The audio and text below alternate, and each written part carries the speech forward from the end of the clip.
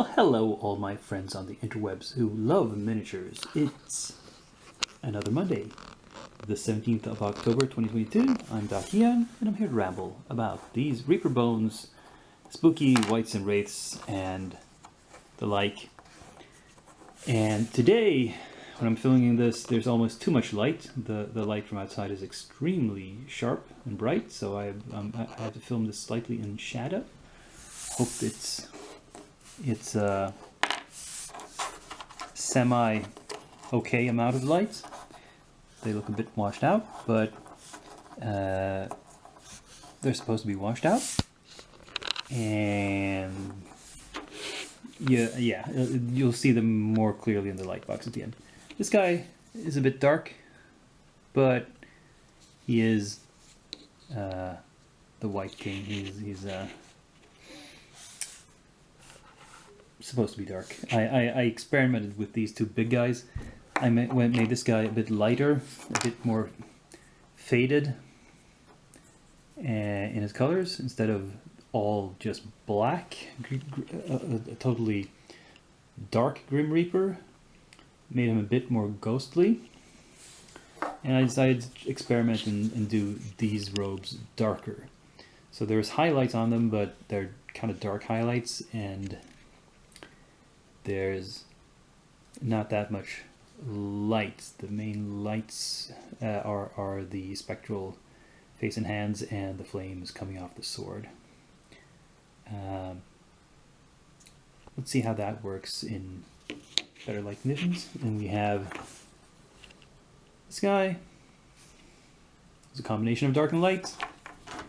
And this guy has a splash of color on his cloak. I went with some blue here. It's the same blue as on this cloak, or maybe not. Probably it's the same wash. I think I used a different blue for the base coat and highlights, but then the same wash, so it kind of looks similar.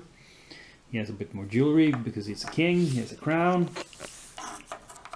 This guy also went with a combination of lighter and darker colors in the various robes. And oh, I'm losing the light.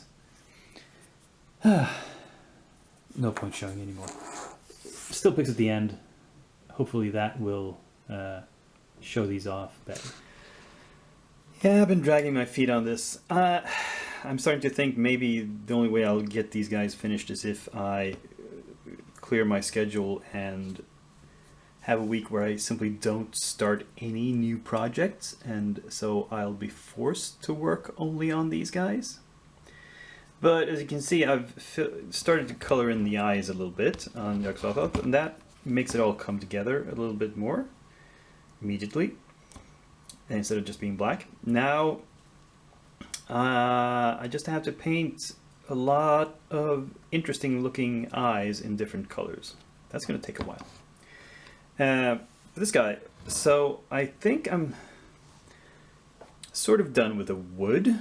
I've dry brushed that up, added some more metallics, mostly for the banding, like you can see the big bronze bands here, and then given that a wash to give it, so I highlighted up very light to give it a very worn and faded look, but then a very dark wash so that the cracks and crevices will be very dark, so we get a lot of contrast.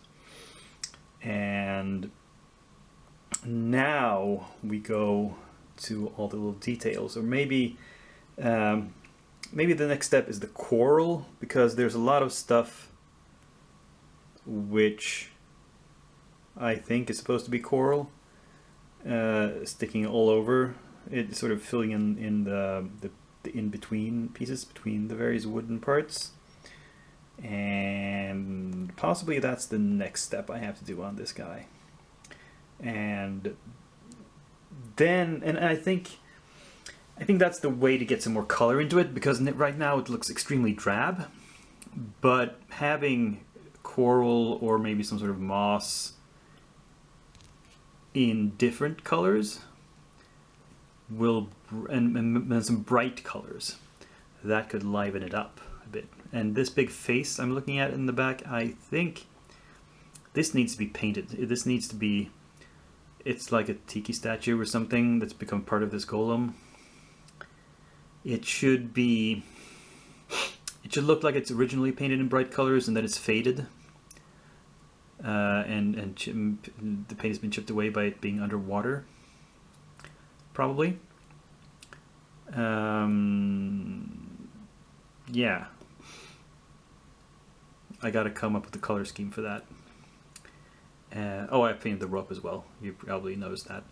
And then there's all the little bits and pieces. There's little things like starfish and bottles and other bric-a-brac stuck all over it. And that has to be individually thought about and planned and painted. And decisions have to be made about each little tiny thing. Or I could just get lazy. But yeah, no, I'm gonna be. And then this lamp has to be painted some way. Some sort of. Do I want some sort of light in it? Yeah, I do. Obviously, I do, because that will give something that stands out and is different from the rest of the model. So we'll see. Yeah, enough about me thinking. Enough of me thinking out loud. Let's go on to the other part. Here's the newly prepped and primed stuff, and pride of place goes to this undead giant, which I really think is cool. I love the three-dimensionality of it, the way he's twisted in his pose and is holding the club out. So it just creates more dynamics, I think. And then we have this interesting. I think it's a vampire in mid-transformation to or from a cloud of bats. We have a scarecrow on a cross.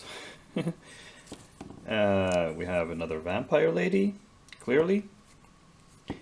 And we have yet another sort of undead knight type, skeleton knight. A little different theme to his armor this time. Then we have a couple of models that I'm not sure why I placed in this spooky category. I mean, in the case of this lady warrior, she has a lot of skulls on her armor. That might be it. This one, I'm not sure. She's holding some sort of object, which might be... She's sort of like an maybe alchemist, or she's got a cage with some stuff in it. I mean, she's suspicious, that's for sure. But I don't know exactly, don't remember exactly why I thought she would be in theme for this season. Oh well. Never mind. It's fine. Everything doesn't have to be exactly on theme. So 7 new models. Let's see if I can get them done by next week.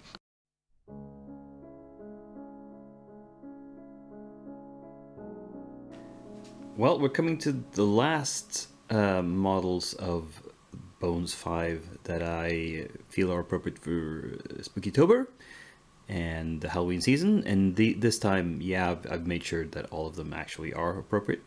So this sort of evil sorceress / necromancer or something is clearly up to no good. And we have another Grim Reaper type. Something with flowing robes and a scythe. That has to be in the season.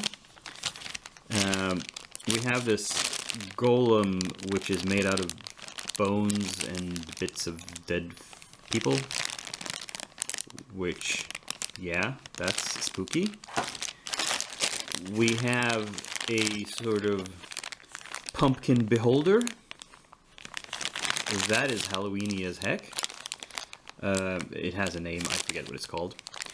And finally, we have these two characters. Now, this is the sort of a pumpkin knight, and there's a lady who is kind of a witch. Here's the thing, these two models I painted before. These have been available in metal for many years, and I painted them like several years ago for Halloween. So I'm a little worried if I can come up with some new paint schemes that are still Halloween appropriate but different than the ones I did before.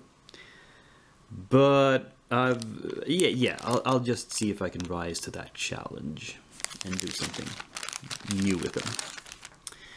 And yeah, 6 minis, but some of them are kind of complicated. These are very intricate, these two, and the pumpkin golem I think is going to be a little complex to paint. So, you know, they might take some time. And, you know, I've got my backlog as well. So, hopefully that should be enough to tide me over. We'll see. I can always add more stuff if need be. But anyway, that was this episode, and I hope you enjoyed it. Give it a thumbs up, comment, subscribe, share, and above all, be here next week. Same day of the week, same channel, same Dakian. Who's now signing off?